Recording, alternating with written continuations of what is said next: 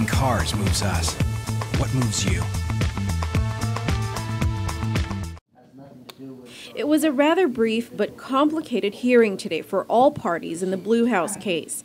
Assistant Attorney General Nelson Werner's motion for severance was not entertained. That motion sought to sever police officers David Manila and Anthony Kenga from the case to try them separately. Prosecutors wanted this because a third defendant, Songjia Cha, has an appeal pending with the Supreme Court. This means that although the appeal has nothing to do with the police officers, they would still have to wait for the outcome of that appeal. Werner fought to have his motion heard. Severance is not going to be granted at this point, Mr. Werner. Here we are trying to save money. We're going to have the same witnesses, the same police officers, the same defendants, same lawyers. What, you want 3 different trials, 2 different trials? You know, in the interest of judicial economy, 1 trial.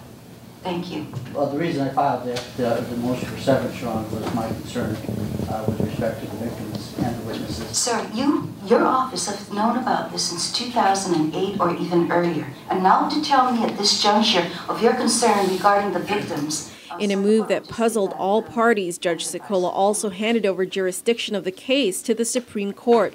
Last week, Songjia Cha refused to enter a plea on the 3rd superseding indictment, arguing that the lower court is no longer allowed to preside over the case because of her appeal. So the lower court entered a not guilty plea on her behalf. Since defendants are tried together in the instant case, the court at this time recognizes that jurisdiction now conferred to the Supreme Court of Guam and that this court is divested of its control over those aspects of the case involved in the appeal. While the interlocutory appeals based on the court's decision and order for Mr. Cunliffe's client dated February 19, 2013, affecting Cha's motion to dismiss based on double jeopardy, the fact remains that the case is not severed, and at this juncture the court is not able to proceed until the disposition of that case is rendered by our Supreme Court. Judge Sikola ceded jurisdiction to the higher court, but she still ordered the defendants to submit financial disclosures and even set another hearing for May 6th. She did this in light of a decision she made last week to disqualify attorney William Pohl from representing Manila. Despite her order, Pohl still showed up to court today and sat by his former client. Your Honor, just for the record, whether he is financially capable or not, I ask in the interest of justice that counsel be appointed.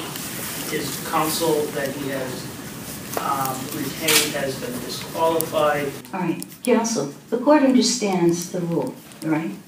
Let him fill it out. He's incarcerated and has no ability to get an attorney, so independent of whether or not he qualifies under the indigent defense rules, I'm asking this court to appoint him an attorney. He is a Government of Guam employee. He has contributed to the retirement fund of the Government of Guam. He also has accumulated annual leave and sick leaves. He also may have property, cars, other matters. He needs to disclose that first before the court can even take the next step of appointing him counsel. Your Honor, in that case, I would ask to come back this week, as if he's not appointed counsel, I will be filing an interlocutory appeal. That's fine, sir, you can do it. And I don't see how you could do that if I disqualified you. Because I can still move to overturn the disqualification. Pohl tells PNC News that he will comply with Judge Sikola's request for financial disclosure. However, if the court fails to appoint Manila a new attorney, he will file an appeal with the Supreme Court. So you're planning on filing an interlocutory appeal with the Supreme Court? We are considering it. We don't know yet. I want to make sure that he has proper counsel represented. We have the option. We have 10 days to file.